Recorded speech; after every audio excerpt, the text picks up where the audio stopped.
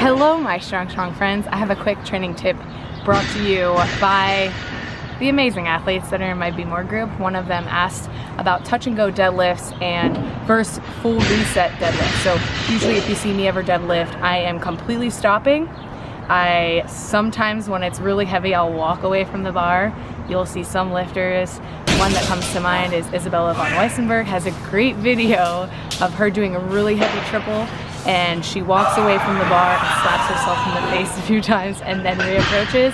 So that's an example of a full reset deadlift. Usually what I've been doing is a dead stop, but you will see some people, or me even, do a full reset. I'll walk away from the bar and then come back to it. And maybe it's not I'm taking 5 steps away, maybe it's just I'm taking 1 step back to really get my shit together, or something to get me like hyped up again, and then reapproaching.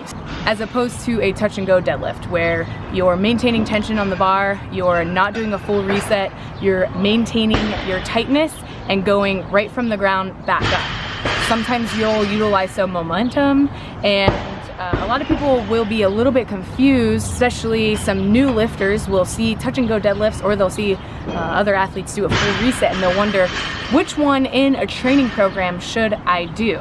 So I'm gonna hopefully answer that question for you. For athletes who are maybe beginner, or athletes who have recently refined some technique, I would always recommend for you to do a dead stop deadlift as opposed to a touch and go deadlift. Now, I'll use myself as an example. I recently changed a few things in my deadlift within the past year. Now, I've given myself plenty of time to start drilling in my newfound technique, and I've had a lot of time to really work with that, but it's not second nature yet. So I, as an athlete, even though I have an elite total, and that's an elite competitive total, not just an elite total that you can find on some kind of chart that has been made of all people who exist in the world rather than all people who are competitively lifting, I am an elite athlete, and I choose not to do touch and go deadlifts because I know that I still need to refine some technique. If you have recently made any technique changes, or if you're a beginner and still getting used to deadlifting, it is probably best for you to do a dead stop deadlift, or even do a full reset where you need to reapproach the bar and come back to it as if you're pulling from the floor for the first time. Now, for anyone who's interested in utilizing some touch and go movements, there is an appropriate time in your training age and your training cycle to incorporate those. It can help increase the time under tension, of course, because you're maintaining that tightness and maintaining tension on the bar throughout the entire set rather than giving yourself a little bit of rest time. It can be helpful in muscle growth, so athletes who are in an off season, not so close to pulling their 1 rep max off the floor on a platform, or athletes looking to increase grip strength. Now, if you're a complete beginner and your deadlift isn't perfect yet, or close to perfect, or right where you want it to be, I would recommend finding some other grip strength alternative. Now, doing touch and go deadlift can be helpful for your grip, but there's probably something more ideal for you in regards to an accessory movement that you can utilize. One thing that you can do if you're working on your grip strength and you're still working on deadlifts is one thing that I'm actually incorporating. One, I'm ditching straps one and for all, and also I've been holding the bar for an extra like 4 count at the last rep of some of my sets. So it's usually not my top set, not the hardest set of the day, but on my back off sets for me, I will sometimes hold the bar up top for that extra grip strength.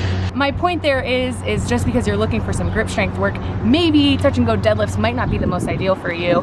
It's important to recognize that these are 2 different movements used in 2 different times in your lifting career and times in a season. So the biggest takeaway from this that I want you to know is that a newer lifter or someone interested in getting into powerlifting and building their strength and really testing that strength, it's going to be best for you to do a dead stop and take the time to pull straight from the floor. It will be definitely good for you to know that your best ever touch and go 3 rep max is going to be much higher than your best ever dead stop 3 rep max from deadlifting straight from the floor. I think it's important that beginners get in the habit of drilling in proper start position whenever they're first learning how to deadlift. That's one of the most important things that you can do for yourself. And it is possible that touch and go can be detrimental to whatever progress you're looking for and really drilling in that start position. So I would really look for specificity first in deadlifting from the floor. Wait till you get that, nail it. For me, I still haven't nailed it. Maybe if you can use that as a gauge to understand where you are as a lifter. I am constantly looking to improve my technique, and whenever you do make small adjustments to that, you want to make sure that you really hone in those changes and you make them second nature before you potentially introduce something that could throw you off. So that's going to be the end of this video, you guys. Thank you so much for watching, and thanks to my Be More athletes for asking these awesome questions. I'm hoping to incorporate more lifting technique videos. Let me know what you guys think. Give the video a like if you like it, and comment down below any technique stuff that you're wondering. Thank you guys so much for watching. I'll see you in the next one. Bye!